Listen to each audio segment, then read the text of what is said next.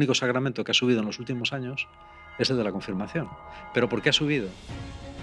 Pues porque en vez de hacerlo, como se hacía en mi época, en la cual se esperaba a los 17, 18 años que un chico o una chica ya tenía una idea clara de lo que querían, se ha retrasado hasta hacerlo poco después de la comunión para que la gente no se pierda. ¿Tú vas a una parroquia y te encuentras algo parecido a lo que te encontrabas en una comunidad del siglo I? ¿O cómo era eso? Yo creo que no tiene nada que ver.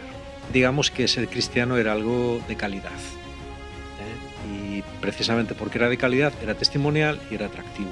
Y yo he oído mucha gente que dice, sí, yo creo en Dios, pero no en la iglesia. Pero es que eso es absurdo, porque separar a Dios de la iglesia es algo que en el Nuevo Testamento no encontrarás nunca. Y la gente dice, no, es que necesitamos más vocaciones. Pero necesitas vocaciones porque has creado un sistema que pivota exclusivamente sobre el clero. Yo creo que estos retiros engendran a la gente a la fe, pero no les proporcionan una familia que después les permita crecer y desarrollarse como personas adultas. Sería un momento ideal para hacer un parón, como el que hizo Israel en el exilio, y plantearse cuál es su relación con Dios y si estamos haciendo lo que Él quiere, o Él nos está pidiendo otra cosa.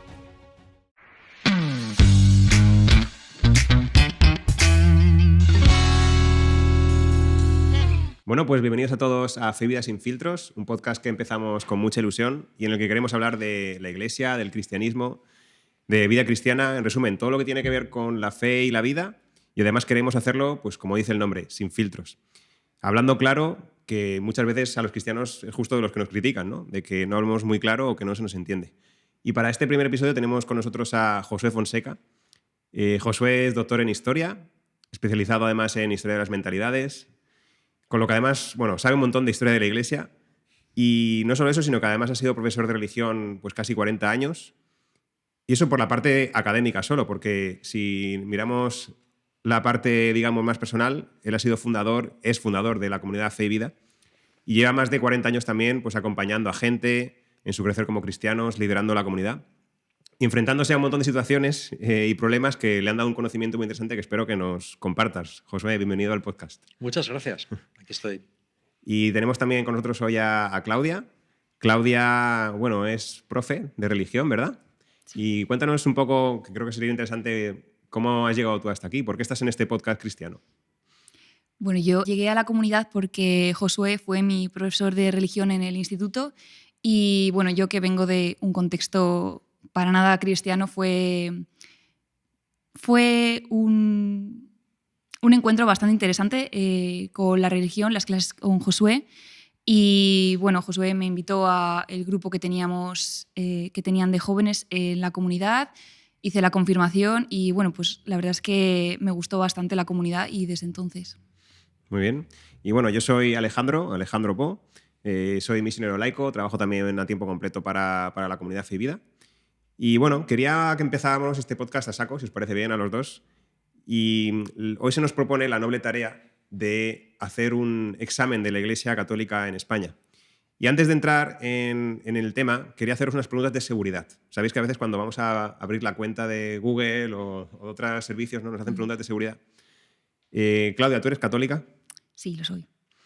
Josué, ¿tú amas a la Iglesia Católica? Sí, por la gracia de Dios. Hago estas preguntas porque quiero que quede claro que lo hacemos como lo que vamos a hablar ahora de la Iglesia Católica, lo hacemos, ¿no? desde dentro, con mucho amor, y vamos a decir claramente las cosas que vemos que funcionan y también las que no funcionan, ¿no? Pero que no crean que lo hacemos con ánimo destructivo, sino todo lo contrario, ¿no? Sino que queremos pues, que sea una crítica constructiva y que sirva para plantearnos cómo de bien lo hacemos en la Iglesia y cómo podemos mejorar. Os voy a dar unos datos. Como sé que Josué le gusta más el tema de las estadísticas, te voy a preguntar a ti, Claudia, a ver si lo sabías, que nos ayuden un poco a situarnos cómo estamos en la Iglesia con respecto, por lo menos, a hace unos años, ¿no? Uh-huh. Por ejemplo, en 1996, el 77% de los matrimonios en España se celebraban por la Iglesia Católica. Sí. El 77%, ¿vale? Entonces, te pregunto, a ver si sabes más o menos decirme o cuál crees que es. En 2021, o sea, recientemente, ¿cómo crees que está ese porcentaje? ¿Cuál dirías que es? Así a ojo. Yo creo que viendo cómo están las cosas diría que el 30%. El 30% ha sido un buen intento, pero la realidad es aún peor. Estamos más bien cerca del 20%. El dato oficial es 16,8%. Ostras. O sea, estamos hablando de que ha caído pues, un porcentaje de 50 puntos, ¿no? Prácticamente. Sí. Otra pregunta así, a ver, para que te sitúes. En 2007 se celebraron 325.000 bautizos en España. Sí. En 2023... ¿Cuál es tu apuesta? Bautizos, no sé, 150.000. Pues lo has clavado, 152.000. Me cachis, wow. Lo has clavado, no has mirado el dato, No, ¿no? te has lo juro, no me acordaba de no has mirado nada. el móvil No, ahora, no, te lo prometo. Vale, pues sí, pues estamos hablando de básicamente menos de la mitad, ¿no?, de bautizos en un periodo de unos 18 años. Y bueno, creo que todos también, aquí seguro que conocéis a gente que ha hecho la confirmación o los que nos están viendo, ¿no? Mucha gente que hace la confirmación, que se supone que es el sacramento que te debería unir a la comunidad y consolidar la vinculación a la parroquia, ¿no? Y se convierte, en la mayoría de los casos, en lo contrario, ¿no?, que es el sacramento en el que desaparece la gente, ¿no? Todo eso sumado al tema de también pues, la escasez de sacerdotes, ¿no?, que creo que en sitios como aquí, como Cantabria, creo que es bastante fácil de ver, ¿no? ¿Cuántos sacerdotes tenéis, cuántos seminaristas tenéis en el seminario, ¿lo sabes, Josué? Ahora creo que son 4. 4 para toda Cantabria. ¿No? Y 4, claro, obviamente 4 no da para toda el área que tienen que cubrir, es una cantidad, vamos, irrisoria, ¿no? Obviamente no, claro. Podría daros así algunos datos más, pero yo quería preguntarte, Josué, en tu experiencia también de todo lo que llevas tú todos estos años pues, acompañando personas y sobre todo de tu conocimiento de historia de la Iglesia, ¿estos datos son buenos para evaluar la Iglesia? Simplemente el número de gente que asiste a los sacramentos, número de gente que asiste a la Iglesia o que asiste los domingos a misa. ¿Son buenos datos para evaluar la Iglesia o deberíamos fijarnos en otros? Bueno, vamos a ver. Yo creo que la Iglesia es dos cosas. Por un lado es una institución humana, por otro lado es una institución que los creyentes pensamos que depende de Dios y que por tanto tiene un componente espiritual también. Entonces, si valoramos la Iglesia como institución humana, entonces hay una serie de parámetros que tenemos que utilizar y los parámetros estadísticos son unos parámetros. No son los únicos, pero son bastante importantes, ¿eh? Sobre todo porque los que atañen a la práctica tocan mucho lo que es el núcleo de la forma de trabajar de la Iglesia en los últimos siglos, que es una Iglesia basada en la práctica, precisamente. Entonces, si aquello en lo que tú has basado tu manera de trabajar va descendiendo de una manera galopante, porque estos cambios normalmente se dan muy lentamente, ¿eh? En el caso de la Iglesia en España es una caída en picado, realmente en picado. En otros países no es tan en picado. Empezó antes y no ha sido tan aguda. Sí, los datos que hemos visto prácticamente Sí, muestran pero eso, en una caída España, en picado. ha sido en picado. España tiene unas características especiales también, ¿no? Pero sí, yo creo que las estadísticas son datos que hay que tener muy en cuenta, sí. No son los únicos, pero son muy importantes. Pero aparte, esa es la parte, digamos, humana que has dicho, pero en Sí. esa parte espiritual, ¿qué crees que habría que valorar o pararse a pensar? ¿Cómo podríamos evaluar la Iglesia lo bien que está? Bueno, yo creo que la Iglesia debería hacer un poco como el antiguo Israel, ¿no? El antiguo Israel siempre hacía una lectura de lo que le pasaba, de su historia, en clave a su fidelidad a Dios, ¿eh? Entonces, normalmente en las grandes épocas de desastre en Israel, ¿no?, como por ejemplo pues, la caída de los reinos de Judá, de Israel primero y de Judá después, el destierro a Babilonia, luego los problemas con los reyes helenistas, siempre se interpretaban en términos de, bueno, ¿qué nos quiere decir Dios con esto? Entonces, yo creo que con la Iglesia deberíamos hacer lo mismo. ¿Qué nos quiere decir Dios con esto? ¿Por qué? Pues porque yo creo que, en definitiva, yo creo que la Iglesia es una entidad espiritual también, no puede ser analizada solo con patrones humanos, y entonces hay que ver qué es lo que Dios nos quiere decir con esto. Ahí las interpretaciones pueden ser muy, muy variadas. Claro, yo tengo la mía, evidentemente. Nadie puede meterse en la mente de Dios. Claro. Pero yo sí creo que estamos en un momento ideal para hacer un parón. Sería un momento ideal para hacer un parón como el que hizo Israel en el exilio y plantearse cuál es su relación con Dios y si estamos haciendo lo que Él quiere o Él nos está pidiendo otra cosa. Y a tu criterio, ¿cuál crees que sería lo más importante que tenemos que empezar a plantearnos de cambiar si queremos que esto vuelva a surgir o vuelva a tirar un poco para adelante? Bueno, en historia yo creo que los cambios tienen distintos grados o distintos niveles, ¿no? Es decir, la historia de la Iglesia en los últimos 1000 años, pues digamos que ha seguido una tendencia determinada, ¿eh? Yo me planteo si no será tiempo, si estas crisis que estamos viviendo, estadísticas, ¿no?, en Occidente, no nos están mostrando que ya llega el tiempo de cambiar la tendencia de los últimos 1000 años y empezar otra tendencia. A ver, hablar de tendencias de 1000 años cuesta mucho, sobre todo en una sociedad como la que estamos, en la que los cambios son muy rápidos. ¿A qué te refieres con cambiar una tendencia de 1000 años? Sí, yo creo que las instituciones que son muy antiguas, como la Iglesia, que tiene 2000 años de antigüedad, tienen procesos muy largos.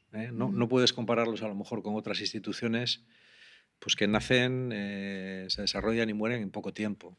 La Iglesia es una institución muy longeva. Entonces yo creo que la Iglesia durante los primeros 1000 años, no lo creo yo, esto lo creen muchos otros especialistas, ¿no?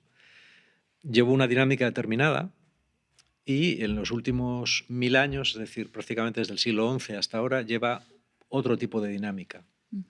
Por supuesto que las raíces de la dinámica actual ya estaban en el primer milenio, pero podían haber ido por otro lado.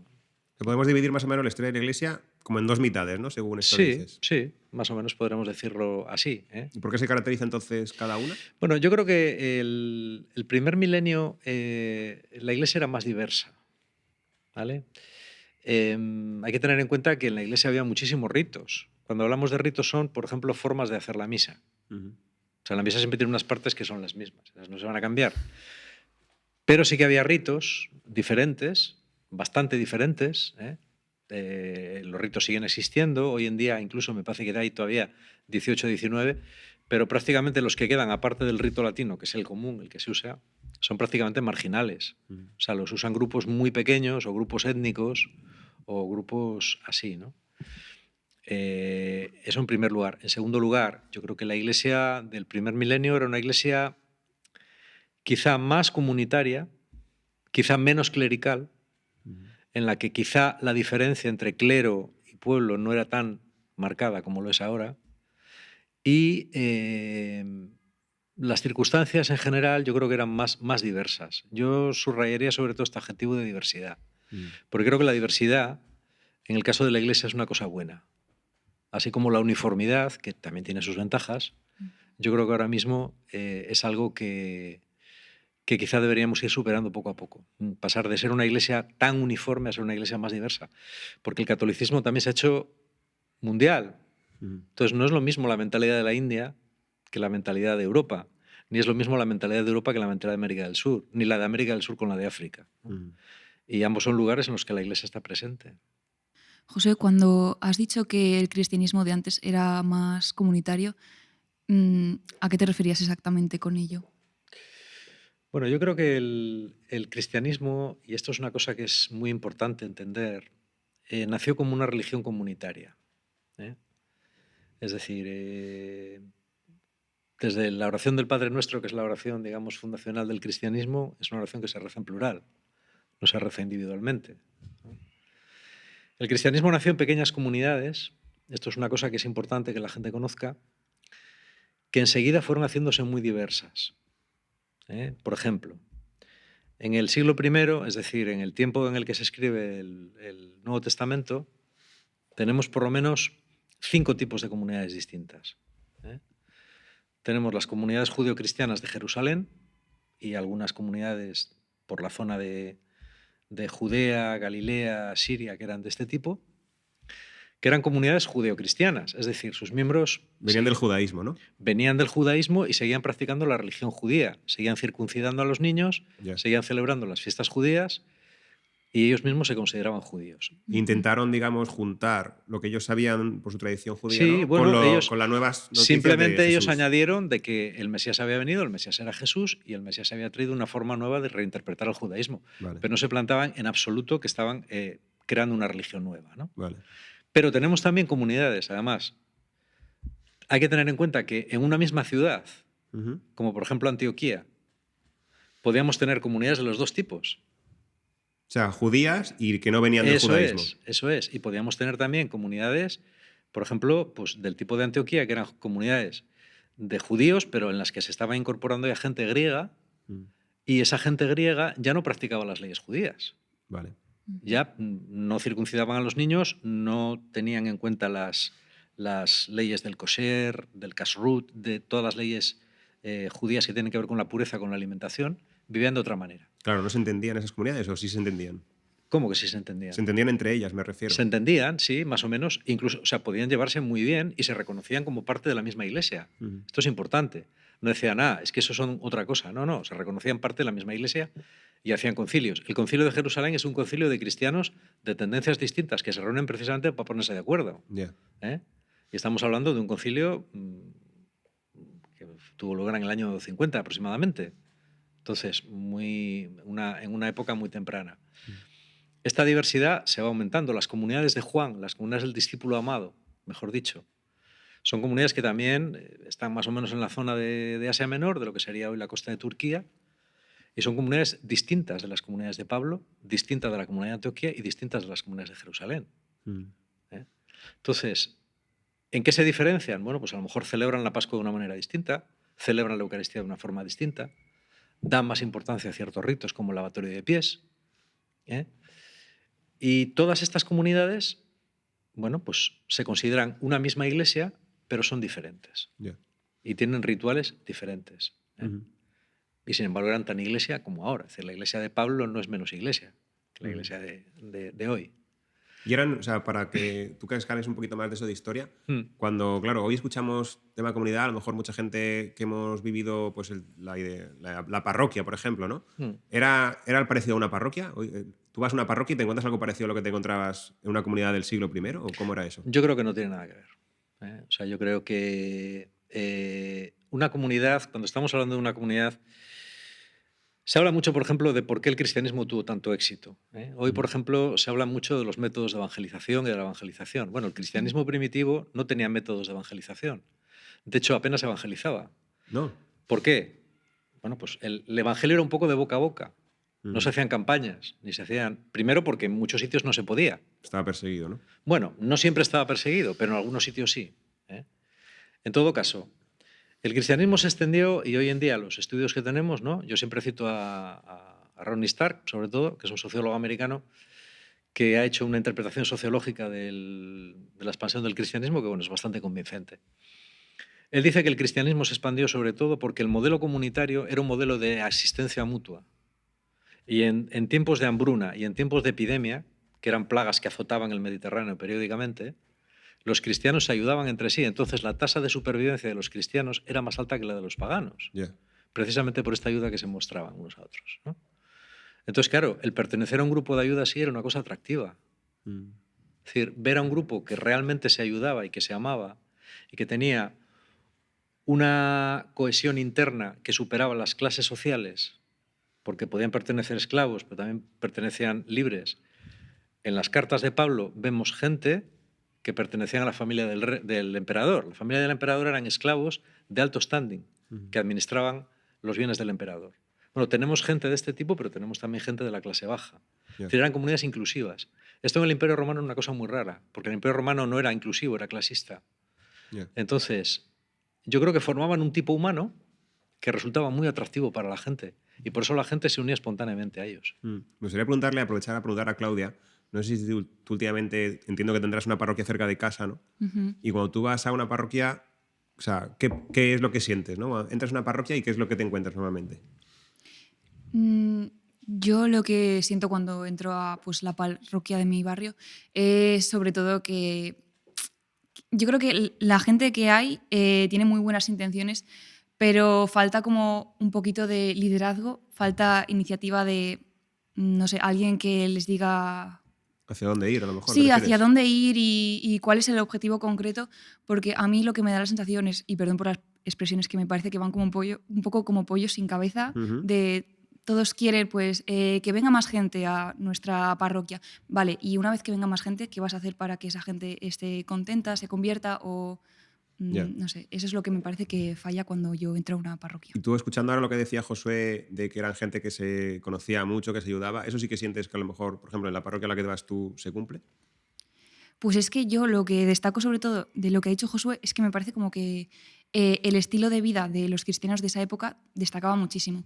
Y es algo que yo de las parroquias de hoy en día no sé, porque como no conozco a las personas de la parroquia, no sé cuál es su estilo de vida. Les conozco de, pues nos juntamos los domingos, rezamos juntos y luego ya está, cada uno para su casa, pero no sé qué Claro. estilo de vida llevan ellos fuera. Esa experiencia, Josué, de nos juntamos los domingos, rezamos juntos en la misa, ¿no? Y luego cada uno para su casa, eso era, bueno, entiendo que no era así en el primer siglo, ¿no?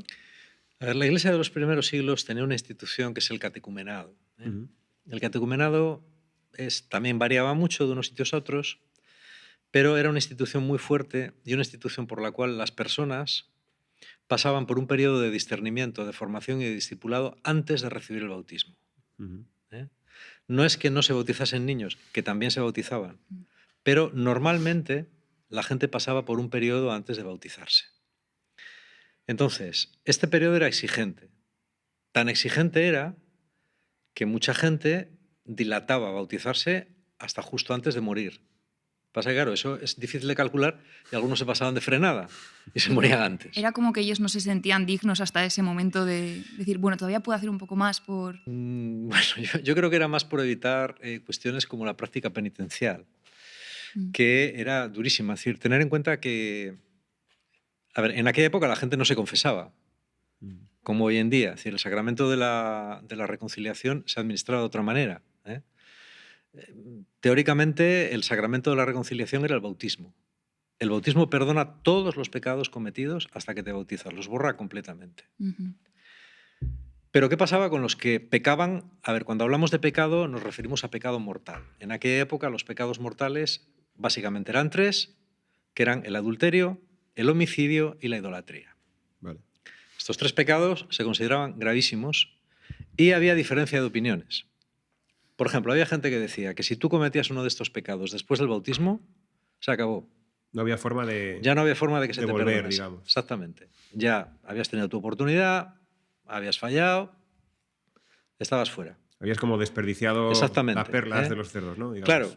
Esta es una práctica durísima. Entonces mucha gente decía, cualquiera se bautiza. Tenías que tener muy claro que, bueno, pues que no ibas a desperdiciar esa oportunidad. Por eso mucha gente esperaba. Esperaba y algunos se morían antes bueno, pues de bautizarse, ¿no? Por otro lado, enseguida se empezó a plantar un problema, y es que, sobre todo con las persecuciones, mucha gente, para evitar morir, pues quemaba incienso delante de las estatuas de los emperadores. Esto ya se considera pecado de idolatría. Porque eso era algo que los romanos te obligaban a hacer, Sí, ¿no? sí. Ya en el imperio, los romanos, en el imperio y en el bajo imperio, los romanos, los emperadores sobre todo, consideraban que ellos eran figuras divinas y entonces una forma de manifestar lealtad al Estado, no ya solamente a ellos, sino a ellos como centro del Estado, era quemarles incienso o arrodillarse delante de una estatua. Esto era un acto más bien cívico, pero los cristianos lo interpretaban como una idolatría, porque era adorar a un hombre. Entonces se negaban a hacerlo. Y los romanos interpretaban que esto era una desobediencia civil. Yeah. Y si como cristiano lo hacías, era, si como cristiano lo era hacías, el pecado gravísimo, te convertías en un lapsi, en los lapsi famosos, ¿no? Los lapsi eran las personas que, por salvar la vida, se arrodillaban y hacían esto. Pero cuando pasaba la persecución, querían volver a la iglesia. Yeah. Entonces esto plantea un problema muy gordo. Porque si no, es que, ¿qué hacemos? Es que son muchos. A lo mejor más de la mitad o el 75%, y los otros a lo mejor han muerto. Entonces, ¿qué hacemos? ¿No? O habían sido torturados, o sabe Dios. Entonces aquí se planteó el tema de la penitencia. Es decir, bueno, pues a lo mejor es que la penitencia podemos volver a reiterarla. Había gente que pensaba que sí, Tertuliano y estos. Tertuliano acabó perteneciendo a una secta, a la de los montanistas, que eran muy radicales. Estos decían que no había forma, que no. No había forma de que volver. no. Que esa gente estaba fuera de la iglesia. Otros, al final, la postura que prevaleció fue la postura de que, bueno, tú confesabas tu pecado públicamente y la iglesia, bueno, te perdonaba. Tenías que estar durante un tiempo largo en el ordo se llamaba el ordo poenitentiarum, el orden de los penitentes. No podías comulgar y tenías que estar unos años de penitencia, por ejemplo, haciendo ayunos hasta que la iglesia te perdonaba, y el día de la vigilia pascual volvías otra vez a reincorporarte a la iglesia, después de ese tiempo. Pero por eso, bautizarse era una cosa muy seria, ser cristiano era una cosa muy seria. Viendo estos datos ya te puedes hacer una idea. Entonces, Josué, si esta era la dinámica de los 1000 primeros años, ¿cómo fue después la dinámica de los 1000 siguientes años después? ¿Qué fue lo que pasó? Mm. A ver, el problema no es tanto de los 1000 primeros años o de los 1000 segundos, ¿no? Es decir, el problema es qué fue lo que pasó para que la Iglesia... Es decir, hoy todos admiramos de alguna forma esta Iglesia, ¿no? La primera iglesia. La primera iglesia, pues la iglesia de los mártires, la iglesia de los padres, pues, Ujú. evidentemente, ¿no? Siempre consideramos como que fue, no una época perfecta, porque no lo fue, hubo muchos follones, muchos problemas también, muchas divisiones, pero en eso no vamos a entrar porque ahora no tenemos tiempo. Pero sí que digamos que ser cristiano era algo de calidad, ¿eh? Y precisamente porque era de calidad, era testimonial y era atractivo, ¿vale? Mm. ¿Por qué eso cambió? Bueno, pues las circunstancias siempre son... En historia nunca hay una circunstancia sola. Siempre los procesos históricos se deben a cambios a distintos niveles, ¿eh? Pero por resumir, podemos decir que el cambio fundamental fue el cambio en el propio estatus del cristianismo como religión, ¿eh? Después de las persecuciones de la persecución de Diocleciano, que fue la última, a finales del siglo III, al empezar el siglo IV, Galerio, uno de los coemperadores, promulgó un edicto en el año 313 en el que, bueno, se dejaba de perseguir a los cristianos. No es que se les legalizase, pero de alguna forma se les dejaba de perseguir.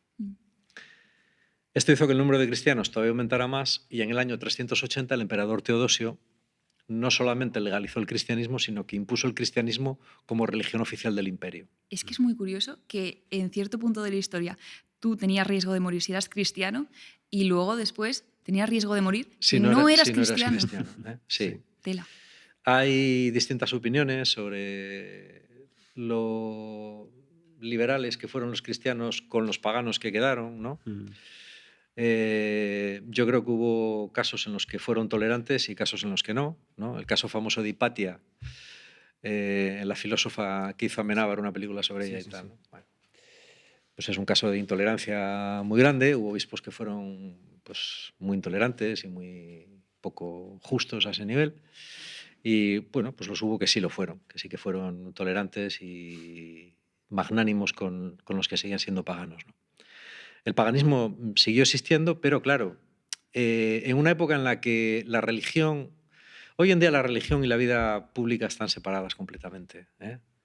Entonces a la gente de los países occidentales nos cuesta mucho entender, por ejemplo, si tú vas a Pakistán o tú vas a Arabia Saudí o tú vas a Irán, que allí la religión y lo público están absolutamente y totalmente mezclados en todos los ámbitos. Es decir, en Irán hay una policía de la moral, ¿eh?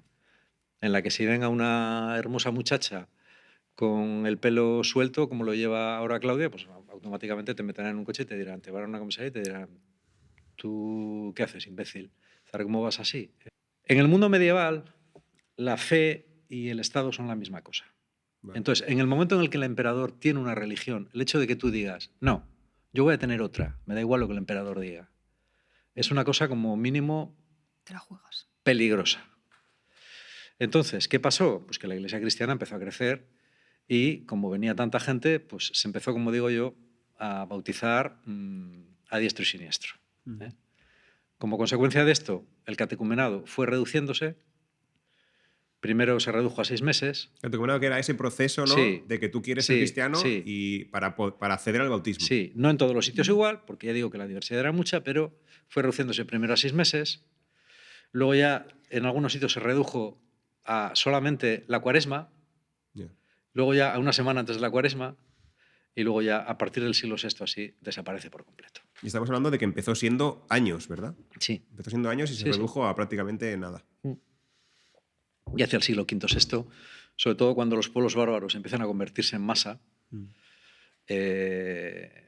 se convierten pero de una forma totalmente superficial. Es decir, yo he estudiado mucho las creencias populares no cristianas en la Baja Edad Media sobre todo y en la Edad Moderna, y todavía en la Edad Moderna hay una cantidad de supersticiones aquí mismo en Cantabria, por ejemplo, ¿no? Digamos que hay un barniz cristiano pero lo que hay por debajo es una capa de religiosidad precristiana popular que se manifiesta en folclore, en prácticas que se llaman supersticiosas, pero que en realidad son religiosas de otro tipo, Ya. y en cosas de estas.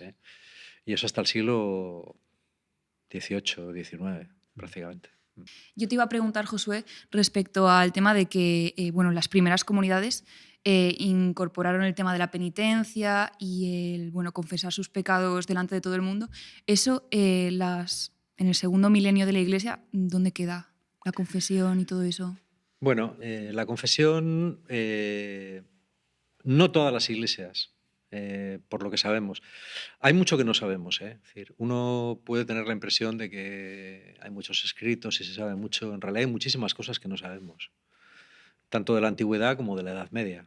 Ojalá las supiéramos, pero no las sabemos. Muchas cosas tenemos que especular. Lo que sí sabemos es que no todas las iglesias practicaban la penitencia pública. A partir del siglo V, VI, los monjes irlandeses, los monjes de los monasterios de Irlanda, traen una práctica penitencial que es, bueno, en muchos lugares antes se daba lo que se llama la penitencia tarifada, que venía un poco de las leyes de los pueblos bárbaros. Los pueblos bárbaros solían tener una legislación tarifada. Si, por ejemplo, tú le das, tarifaban, ¿no?, los godos. Si tú le pegas un puñetazo a uno en un ojo y se le dejas morado, le tienes que pagar medio sueldo. Si matas a un niño, tienes que pagar 2 sueldos. Si matas a un guerrero, tienes que pagar 5 sueldos. Si matas a una mujer, pagas 2 sueldos. Yeah. O sea, era todo económico. Sí. ¿No? Esto se hacía como forma de evitar la venganza de sangre. O sea, La escalada de la sí, violencia. los reyes decían, bueno, mira, aquí vamos a poner unas tarifas y aquí está todo claro lo que hay que hacer para que nadie se tome la justicia por su mano. Si a ti se te va la mano y te peleas y matas a alguien, pues ya sabes que para evitar que te maten a ti tienes que pagar, a lo mejor 5 sueldos era muchísimo dinero. Claro. Entonces esto se pasa un poco a la penitencia. Es decir, bueno, a ver, ¿qué pecado has cometido? Un pecado de gula, bueno, pues vas a estar de ayuno una semana. ¿Has cometido un pecado de adulterio? Pues vas a ir en peregrinación a Roma, andando, ida y vuelta. Un poco esto, ¿no? Al final, los monjes irlandeses van trayendo a Inglaterra y después a Europa lo que se llama la confesión auricular. Que es la que hacemos hoy en día. Sí, ¿no? que es la que hacemos hoy en día. Que puede ser también tarifada. Es decir, el sacerdote te dice, a ver, pues has cometido un pecado de tal, bueno, pues entonces tienes que hacer... A ver, las penitencias eran la penitencia de hoy que te dicen reza 3 Ave Marías o tal. No, las penitencias eran penitencias, a veces Duras, eran ¿no? tan grandes que a la gente no le daba la vida para cumplirlas. Yeah. Hay que tener en cuenta que en la época de Jesús la esperanza media de vida no llegaba a los 20 años. Es decir, en la época de Jesús el 60% de la gente, el 60%, más de la mitad, morían antes de los 20 años. Es un montón. Wow. Con lo cual... Tampoco tenían tiempo para pecar. O sea... No tenías tiempo para nada. Claro, por eso mucha gente esperaba el bautismo porque si es que...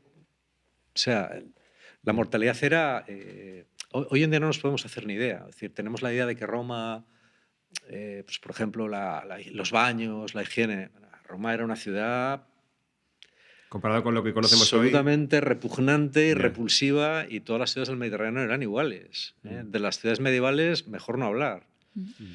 Entonces, la muerte era algo... o sea, la gente no vivía, sencillamente. Si tú conseguías... ¿Por qué las chicas se casaban tan jóvenes? Pues porque tenían que aprovechar toda su fecundidad para tener hijos. Porque si esperabas a los 18 años, a lo mejor a los 19 estabas muerta. Yeah. No te había dado tiempo ni a casarte, ni a tener hijos, ni a nada. Es decir, hoy en día no concebimos muy bien esto, ¿no? Pero la mortalidad era terrorífica.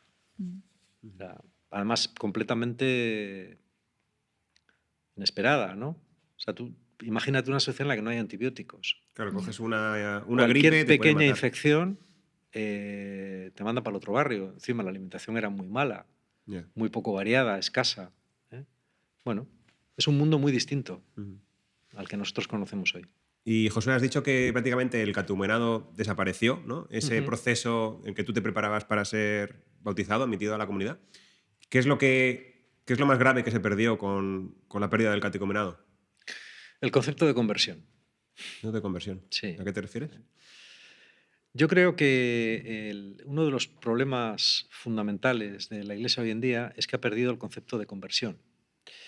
El concepto de conversión está muy claro en el Nuevo Testamento. Es decir, tenemos conversiones extremadamente claras como la de Pablo, como la de los discípulos, como la de Pedro, como la de Juan, como la de Santiago, Mateo, ¿no? como la de Mateo, como la de la samaritana, como la del eunuco etíope. Es decir, hay muchos casos que cualquier persona que conozca el Nuevo Testamento le vienen a la memoria rápidamente, ¿no? Pero hoy en día no. Hoy en día, si tú a cualquier persona, yo por ejemplo que voy en un sitio rural, ¿no? Porque vivo en una casa de campo, si tú preguntas a las personas que van a una misa rural si están convertidas, no entenderán la pregunta. Dirán, claro, yo nací en una familia cristiana, yo siempre he estado convertido, ¿no? Te Claro. pueden decir algo así. Claro. Pero es que eso no es así. Es que el concepto de conversión del que se habla en el Nuevo Testamento no es ese. Ya. Por ejemplo, Pedro podía decir, oye, yo soy israelita de pura cepa. Por eso Jesús dice, no digáis somos hijos de Abraham. Porque los judíos le decían, oye, pero tú qué nos vas a decir nosotros somos hijos de Abraham. Nosotros somos israelitas de pura cepa, nosotros somos del pueblo elegido. O sea, somos los que estamos salvados por ser quienes somos. Y Jesús les dice, de eso nada. Si no os convertís, todos pereceréis. ¿Qué quiere decir Jesús con esto? Ya que no vale con lo que tú traes, digamos, acumulado de tu ¿Qué hace falta familia. una conversión? ¿Una conversión qué es? Una conversión es acceder a seguir a Jesús. ¿Por qué Pedro, que no era una persona ideal, que peca y que las lía, pero es alguien que está convertido? ¿Y por qué el joven rico es alguien que no está convertido? Porque Pedro seguirle, ¿no? decide seguir a Jesús y el joven rico decide no seguir a Jesús. Claro. Esa es la diferencia. Pero esa disyuntiva hoy no se le plantea a nadie. En la iglesia no te plantean esa disyuntiva. Ya que tú entras por la puerta de cualquier iglesia y nadie te plantea, oye, ¿tú realmente quieres seguir a Jesús o no? A mí es verdad que eso nunca me lo han preguntado. No sé si a ti, Claudia, te lo han preguntado. No, a mí tampoco, la verdad. Mira, von Balthasar, que es considerado uno de los teólogos más importantes del siglo XX. Yo no soy muy pro suyo, pero bueno, sí, yo creo que es un teólogo muy interesante. Él dice que la decisión de bautizar a los niños es la decisión más grave que la Iglesia ha tomado en su historia. Y es cardenal. O sea, cuando pasamos de bautizar Sí. realmente a gente adulta o Sí. más, Sí. digamos, cerca de la adultez, a pasar a bautizar a Porque cualquier niño desde que el lo momento en pidieran. el que bautizas a un niño al nacer, ya le metes dentro de la Iglesia sin ningún tipo de decisión, ¿no? de decisión por parte suya. Ya. Bueno, dices, luego está la confirmación. Pero en la confirmación tampoco se plantea esto. De hecho, una cosa que no has dicho es que el único sacramento que ha subido en los últimos años es el de la confirmación. Ah, mira. ¿Pero por qué ha subido? Pues porque en vez de hacerlo como se hacía en mi época, en la cual se esperaba a los 17, 18 años que un chico o una chica ya tenía una idea clara de lo que querían, se ha retrasado hasta hacerlo poco después de la comunión para que la gente no se pierda, entre comillas. Ya. O sea, que es un crecimiento falso, para que no se escape. Pero claro, estás en las mismas. O sea, estás diciéndole a un niño de 12 años que decida seguir a Jesús, cuando hoy en día un niño de 12 años es más niño, es un bebé casi. Sí, Con lo cual no consigues nada. claro. Entonces, es un problema muy grave. Entonces, ¿qué es lo que consigues cuando tienes una iglesia de gente no convertida? Bueno, pues que lo importante para la gente no es la decisión de seguir a Jesús, sino la práctica. La práctica te refieres a la asistencia, ¿no? Claro. Incluso llegas a extremos tan absurdos como decir, no, yo soy católico no practicante, ¿no? Que eso yo siempre digo que es como si dices, no, yo soy padre no practicante. O yo soy español no practicante. ¿Pero eso qué es? O sea, si yo soy católico no practicante, entonces ¿qué soy, no? Bueno, pues es como una especie de entelequia, pero que ya no afecta a tu vida, es algo ideológico, ¿no? Ya. Mucha gente dice, no, yo soy católico porque soy español. Hay gente que te dice eso, ¿no? Yo soy español, soy católico, soy... Sí, yo he oído mucha gente que dice, sí, yo creo en Dios, pero no en la iglesia. Claro, yo creo en Dios, pero no en la iglesia. Pero es que eso es absurdo, porque separar a Dios de la iglesia es algo que en el Nuevo Testamento no encontrarás nunca. Es decir, es que ¿quién te ofrece a Dios? El Dios que te ofrece, ¿quién es el que porta ese mensaje? Es la iglesia. Claro. Sí, No por se lo menos pueden es, separar ambas es cosas. absurdo creer en el Dios cristiano, porque si uno cree en Zeus, ¿no? Pues Claro, ¿no? Sí, sí. ahí, claro. Es creer o en un dios, no sé, pues como los deístas, ¿no? Sí, sí. Del siglo XVIII, sí, sí. José, yo he leído un libro tuyo y tú hablas mucho de una palabra que creo que yo la primera vez que lo escuché fue cuando leí ese libro, ¿no? Tu libro de Audacia, que es la palabra discipulado. Y creo que mucha gente hoy en la iglesia, como que esa palabra quizá le suena raro o ni Y siquiera, echa un poco para atrás. ¿verdad? O no Además, sabe ni sí. lo que es. Sí, sí. Entonces, ¿a qué te refieres con eso de discipulado? ¿Tiene que ver con todo esto que estás hablando? Bueno, la cuestión es la siguiente. ¿Un cristiano tiene que ser un discípulo, sí o no, Discípulo de Cristo, ¿no? de Cristo? Sí, ¿Sí claro. o no? Mm. ¿Cómo llega un cristiano a ser discípulo de Cristo? ¿Así por la de buenas? Por esa decisión que tú decías, ¿no? Por esa... ¿Solo por una decisión? Yo creo que tiene que haber un proceso, si quieres, un equivalente al antiguo catecumenado, por el cual una persona, un proceso pedagógico, ¿eh? Por el cual una persona pase de ser un no creyente a ser un discípulo de Cristo. Hombre, puede haber una conversión espectacular. Yo qué sé, hay gente que dice, no, yo es que fui a Medjugorje y ahí, o a Fátima, o a no sé dónde, y de pronto es que caí al suelo y sentí el amor de Dios de una manera y me sentí transformado por completo. Bueno, ¿esas cosas pasan? Sí pasan. ¿Son las más normales que pasen? No, lo más normal es que se dé un proceso. Vale. Incluso la persona que ha tenido una experiencia muy fuerte va a necesitar un proceso Vale. de aprendizaje. O sea, digamos, para que yo tenga claro Sí. si lo estoy entendiendo, ¿no? Alguien que decide que quiere ser cristiano, imaginemos que viene de ser ateo o que viene de lo que sea, Sí, y decide que se quiere ser cristiano, incluso se bautiza, ahí todavía no es un discípulo, ¿no? Digamos que queda un proceso hasta llegar a ser o sea, ¿cuál es la diferencia entre alguien que ya ha dicho, sí, yo quiero empezar por lo menos esto, y alguien que es un discípulo? ¿Cuál es la diferencia? bueno, yo creo que el discipulado es un proceso. Es igual que, por ejemplo, la gente cuando se casa. Tú te casas en un momento determinado, pero no puedes decir, bueno, como ya estamos casados, a partir de aquí ya no hay nada que hacer, está todo aprendido, del matrimonio lo sabemos todo. No. Esto ya se tiene que acabar. No. Esto acaba de empezar. Yeah. Esto es, ahora mismo es que estás justo en el principio, es ahora cuando tienes que empezar a aprenderlo todo, ¿no? Por ejemplo, Pablo tiene una conversión Sí, espectacular. según el libro de los Hechos, según él no, pero bueno, según el libro de los Hechos tiene una conversión espectacular. Sí. ¿No? Pues Dios se le aparece, Jesús se cae del caballo, no sé qué, no sé cuántos. Sin embargo, cuando llega a Damasco, tiene que ir a ver a un tal Ananías que le imponen las manos y recobra la vista. Yo creo que ese recobrar la vista tiene algo de simbólico también. Recobra la vista no solo física, sino también espiritual, y Ananías le instruye. Y Pablo pasa un tiempo en instrucción. Ese podría ser el proceso de discipulado de Claro, Pablo. pasa un tiempo en instrucción, por el cual él pasa de ser un perseguidor, un judío fariseo perseguidor, a ser un cristiano que a su vez va a poder tener sus propios discípulos. Se nos dice también en el libro de los Hechos que cuando él escapa de Damasco, sus propios discípulos le descienden en una cesta. Sí. ¿Vale? O sea que él ya tenía discípulos. Bueno, ese es el proceso normal. Un discípulo que hace discípulos. En la segunda Timoteo 2.2 se dice, tú confía, dice, bueno, Pablo a Timoteo dice, tú confía, lo que yo te dije a ti, confíaselo a otros, confíaselo a varones que sean capaces de engendrar otros discípulos a su vez. Un poco la idea que se expresa es esta, ¿no? Yeah. Eso es el discipulado. El discipulado es, digamos, entonces ese proceso por el que tú llegas a ser alguien que es capaz de discipular a otros, ¿no? De transmitir la fe a otros de una forma bien, ¿no? Con unas garantías, por así decirlo. Bueno, si te está gustando la conversación y todos esos temas de los que está hablando Josué, el mismo Josué tiene un libro llamado Audacia, que es el libro al que hemos hecho referencia en algún momento del podcast. Y si te interesa más formarte sobre tu fe, sobre una guía práctica para ser cristiano, te recomendamos este libro que creemos que te ayudará. Puedes encontrarlo en el link de la descripción. Y ahora seguimos con el episodio. Vale, entonces has hablado, Josué, de que es importante pues, el tema de las comunidades, ¿no? Que sean comunidades de verdad, comunidades de gente que se conozcan, comunidades reales, ¿no? Por así decirlo. Sí. Has hablado de todo este tema del discipulado, de la decisión personal. ¿Alguna cosa también esencial a la que tú apuntes que crees que haga falta que nos planteemos como iglesia, que sea importante de cara a bueno, tenemos que seguir y tenemos que enfrentar un nuevo milenio, ¿no? ¿Y qué es lo más importante también, aparte de estas dos ideas? ¿O crees que tú con esto es lo esencial? Bueno, el Papa ha dicho alguna vez que él considera que uno de los mayores problemas de la Iglesia es el clericalismo. Y yo estoy de acuerdo con él. Yo no entiendo muy bien a qué te Totalmente. refieres con clericalismo.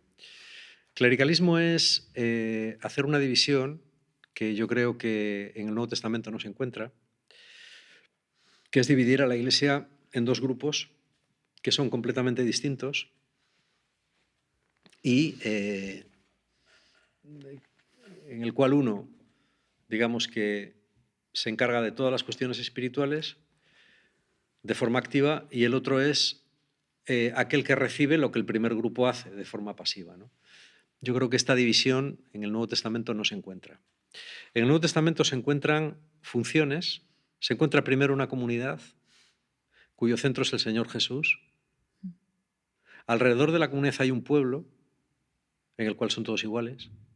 Y después, sirviendo al pueblo, en un círculo exterior hay unos ministerios. ¿Eh? Yo creo que esa es la realidad neotestamentaria. Sin embargo, hoy en día parece que tenemos un esquema que es piramidal, Sí. ¿no? Aquí está el Papa, aquí están los obispos, aquí están los curas, aquí están los religiosos, y luego la base de la pirámide está los que no son nada, que son los laicos. Y somos nosotros. Ostras, digamos. es que que yo esto lo he somos visto nosotros. en libros de texto. Claro. El formato de pirámide. Sí, libros sí. de texto de religión, De en religión, el ¿no? cole, sí. O sea, que se enseña así realmente. Pues sí, yo creo que sí. Pues ese es un esquema que está bastante superado en el Vaticano II. Es decir, bueno, aquí ya sería meternos en un tema de eclesiología, Ya. pero sí, yo creo que el clericalismo es un error, es un error. ¿Y por qué? ¿Qué es lo que produce el clericalismo negativo a tu juicio? Bueno, yo creo que tú no puedes pretender que en una comunidad, vamos a imaginar una parroquia, haya una persona que tiene todos los dones y los demás no tienen ninguno.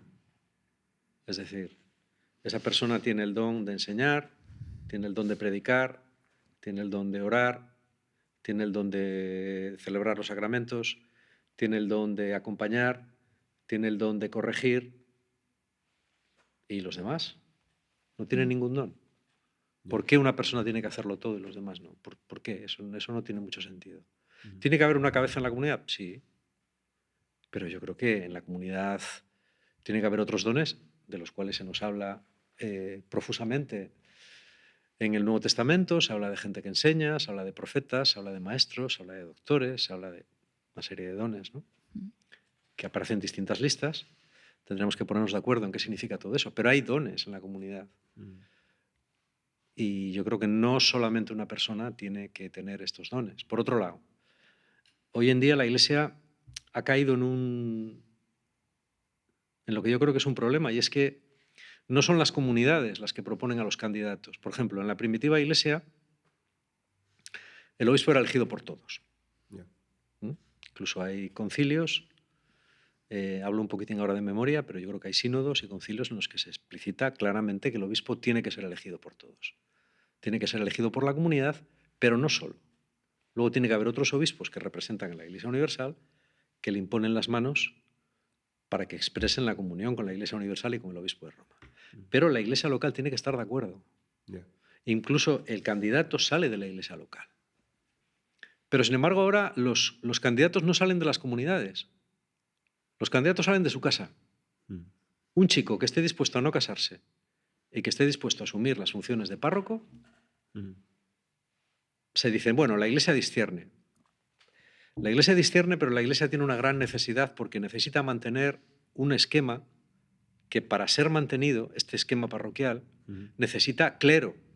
Porque este esquema en el que sobre el clero pivota todo, si quitas el clero no funciona. Pero claro, ¿cómo puedes mantener ese esquema cuando en esta diócesis de Cantabria en la que estamos ya hay algún sacerdote que, por ejemplo, tiene 44 pueblos?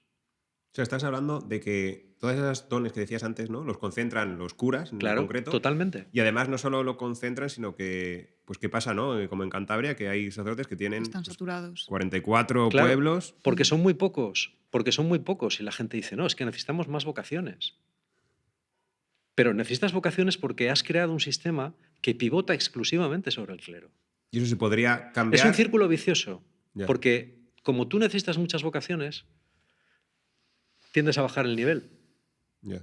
Yo he visto obispos, y esto lo digo desesperados, por encontrar chicos que quisieran ir al seminario. Y conozco chicos, bueno, pues que han ido al seminario pero que no eran precisamente los líderes de sus comunidades, ni habían destacado precisamente sus comunidades, sino más bien todo lo contrario. Sin embargo, van al seminario y ahí son aceptados. ¿eh? Y esos chicos no tienen a lo mejor un talento natural de liderazgo, ni a lo mejor muy espiritual. ¿eh? Sin embargo, son ordenados. ¿Por qué? Porque hay una gran necesidad. ¿Por qué? Porque el sistema del que la Iglesia está presa lo requiere. Es un círculo vicioso. Yeah. ¿eh? Pero parece si te oyen decir esto, a lo mejor algunos piensan, no, es que tú quieres que todo el mundo pueda celebrar misa, ¿no? Pero no, que entiendo que no vas por ahí, ¿no? Hombre, eso yo creo que es una barbaridad. No todo el mundo puede celebrar misa. Para celebrar misa uno tiene que ser una persona ordenada. Claro. Lo que yo me pregunto es, ¿por qué no se ordena a personas casadas?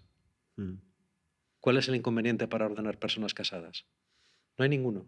A nivel teológico te refieres. No, ni a nivel teológico ni a nivel pastoral. Es simplemente una decisión que la Iglesia tomó de manera oficial en el primer concilio de Letrán, pero la Iglesia lleva 1000 años ordenando a personas casadas.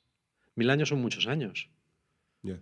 La Iglesia primitiva, Pedro sabemos que estaba casado. Es decir, el primer papa era un papa casado, muchos otros papas fueron papas casados. ¿Cuál es el problema? ¿Que es que eran menos papas que los de ahora? ¿O eran menos santos que los de ahora?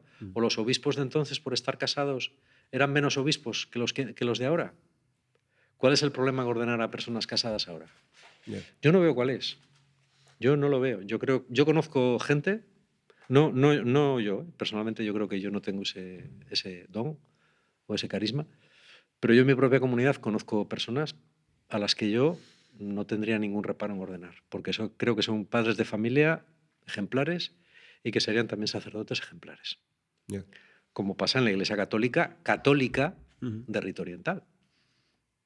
Yo tengo amigos que son sacerdotes orientales y tienen mujer e hijos. Yeah. Y son excelentes sacerdotes. Bueno. O sea que el tema del celibato, ¿tú crees que no debería ser obligatorio para poder acceder a ser sacerdote? Vaya, a ser cura. Humildemente, en mi humilde opinión, yo creo que no. Entonces, básicamente esto tú lo planteas como una posible solución, ¿no? Por el tema que hemos dicho de hay muchos curas que están concentrando un montón de ministerios, de funciones que no dan para más, porque además a veces también concentran varias parroquias. Y esta sería una buena solución, ¿no? para que las labores se pudieran repartir más, ¿no?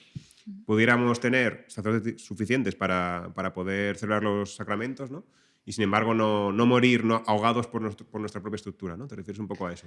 Yo lo que creo es que la vida de la Iglesia gira de forma ya, en muchos sitios, prácticamente única alrededor de la Eucaristía. Y yo creo que no debería ser así. Es decir, la Eucaristía es el centro de la vida cristiana, entendámonos bien. Es el centro de la comunidad.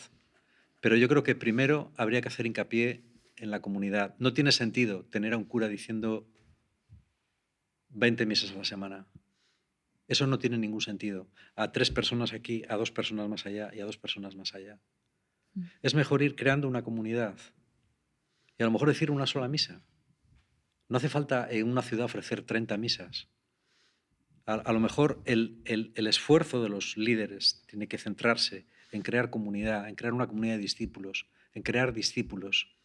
Y esos discípulos, los que sean, ya celebrarán la Eucaristía. No en seguir con un esquema de prestación de servicios espirituales que consisten ya básicamente en la Eucaristía.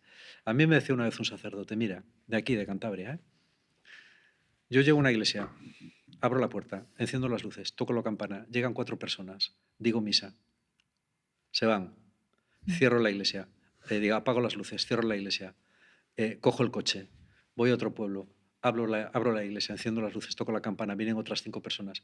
Dice, esa es mi vida de sacerdote. Ni niños, porque no los hay, o ya no vienen, ni jóvenes, no vienen. Eso y enterrar. Yo lo que hago es decir misa sin parar, sin parar, sin parar, sin parar y enterrar. ¿Eso es ser el líder de una comunidad? ¿O es ser un funcionario de servicios espirituales? Yeah. ¿Eso qué es? Puedes revestirlo como quieras. Dices, tú puedes llegar a ese sitio y decir, no, porque nuestra comunidad, pero eso no es una comunidad. Una comunidad en la que la gente no se conoce o no se habla.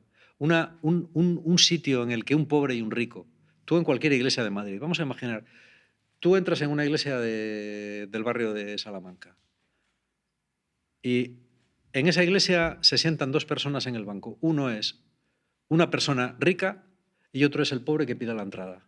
Se sientan los dos y los dos comulgan. Y después el rico se va a su megapiso y el pobre se va a donde viva. ¿Eso es una comunidad cristiana? Eso no es una comunidad cristiana. ¿Qué diría Pablo de eso? El pan en el que estáis participando no es un pan de justicia. Eso no es una comunidad. Puedes llamarlo comunidad. Tú puedes decir, somos la comunidad parroquial. Puedes llamarlo como quieras, pero eso no es una comunidad. Un sitio donde la gente no se conoce y no se preocupa la una por la otra, o un sitio donde la gente va a comulgar estando enemistados o llevando sin hablarse 20 años, no es una comunidad. Y yo ahí, la gente podrá decirme, es que eres muy radical. Yo digo, no puedo decir, cuando veo que es de día, que es de noche. Si alguien puede, que lo haga. Yo no puedo.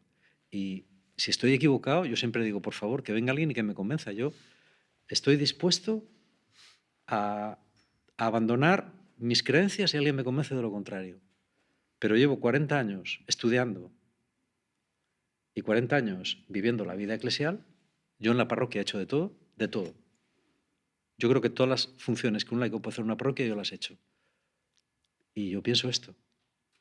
Ahora mismo estamos viviendo, creo, ¿no?, en la Iglesia Católica un auge de retiros, ¿no? Un auge de experiencias, de primer anuncio sobre todo, ¿no? Gente que va pues un fin de semana o unos días o una semana, depende, hay diferentes modelos, ¿no? Que una experiencia pues como muy potente de Dios y bueno, parece que se convierte o vuelve a la fe de a lo mejor de cuando era niño, ¿no? Que lleva muchos años alejados. Y mucha gente ve en esto pues la esperanza de la Iglesia, ¿no? Signos de una renovación espiritual en España. ¿Tú esto cómo lo ves? Sí, yo estoy de acuerdo en parte. Es decir, yo creo que experiencias como EFETA o Emaús o Alfa o estos medios de nueva evangelización son una maravilla y son una bendición, ¿eh? Y yo lo recomiendo. Por ejemplo, mi propia hija estaba en un EFETA y para ella fue un cambio radical, ¿no? El problema que yo veo con estos métodos de primer anuncio, que están muy bien en sí, es lo que pasa después. A ver, yo siempre pongo el mismo ejemplo, ya me canso de ponerlo, pero es que me parece muy gráfico, ¿no? Esto es como engendrar un hijo. Engendrar un hijo es muy fácil. Nada, se tarda 5 minutos, ¿eh? El problema es que ser padre no es engendrar un hijo. Engendrar un hijo es muy sencillo. Criar un hijo es dificilísimo. ¿Por qué? Pues porque conlleva años de trabajo, de sacrificio y de esfuerzos, hasta que ese bebé llega a ser un hombre como tú, capaz de desenvolverse solo por la vida.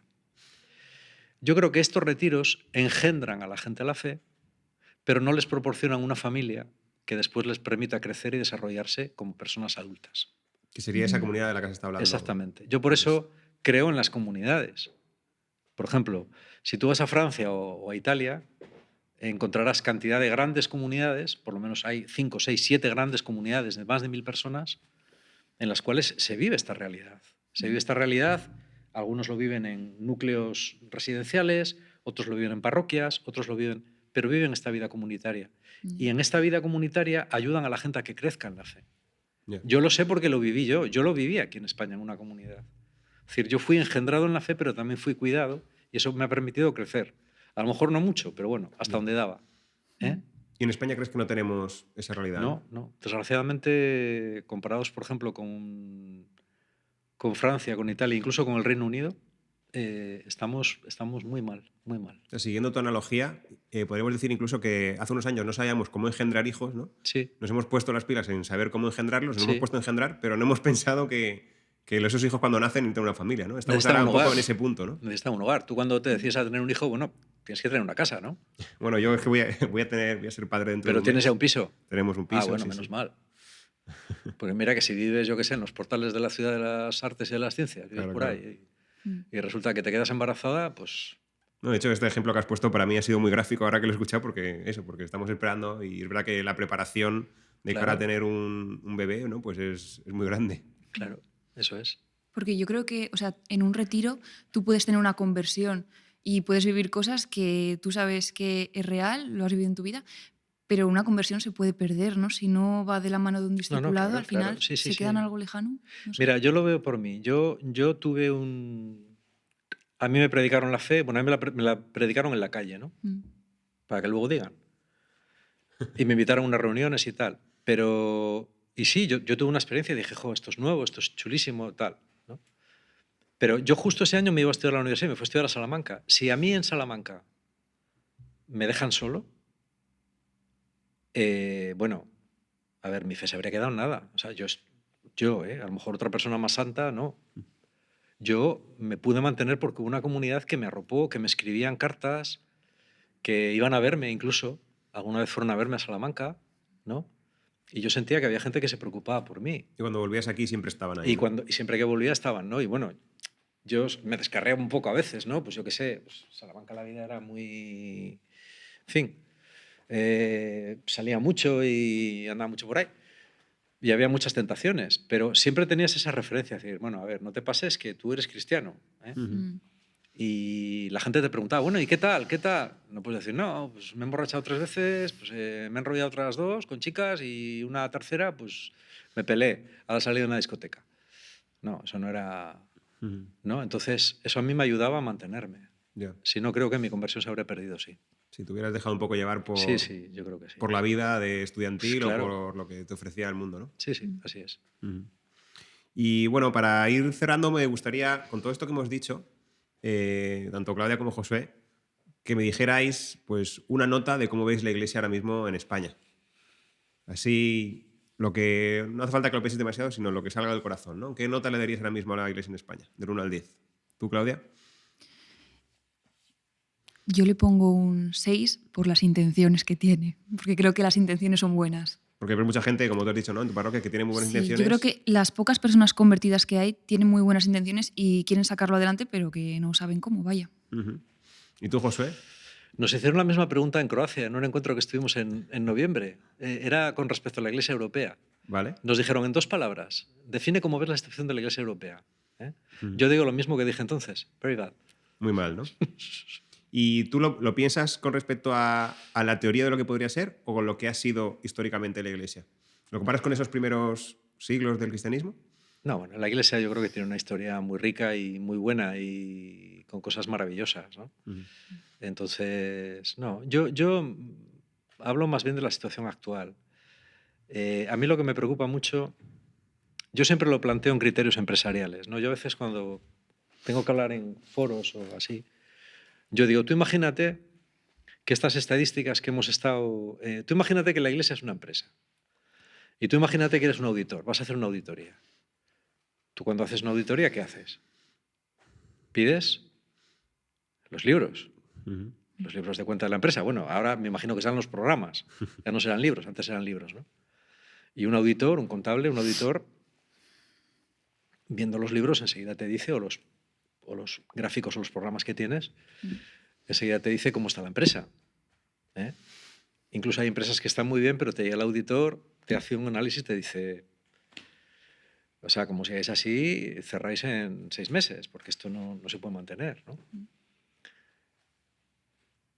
Si la Iglesia fuera una empresa y alguien pidiera los libros, por ejemplo, vamos a imaginar que yo soy alguien que quiero comprar acciones de la Iglesia. Entonces, antes de comprar acciones, porque voy a comprar muchas, pido una auditoría. Pido que me enseñen los libros de cuentas. ¿Qué conclusión sacaría? Yo la pregunta que haría sería, bueno, la situación no es muy buena. ¿Cuál es el plan B? ¿Cuál es el plan B? ¿Qué vais a hacer? Porque al paso que vamos, tenéis un clero, tenéis un pueblo que, pero meteóricamente está dejando la práctica, que es en lo que habéis fundamentado todo. Lleváis siglos fundamentando todo en la práctica, sobre todo en la práctica sacramental. Todos los esfuerzos van dirigidos ahí. Sí. ¿Vale? Pero la práctica sacramental te está fallando, pero a una velocidad vertiginosa. Es decir, que estos cambios se den en 10 años, cambios en mentalidad de 10 años, esto en historia es una cosa muy rara. Estas cosas tardan siglos en pasar, pero están pasando muy rápido. Por otro lado, lo has basado todo a un estatus, a un estatuto de gente, que es el estatuto del clero. Y ahora mismo ese estatuto en España tiene una media de 65 para 66 años.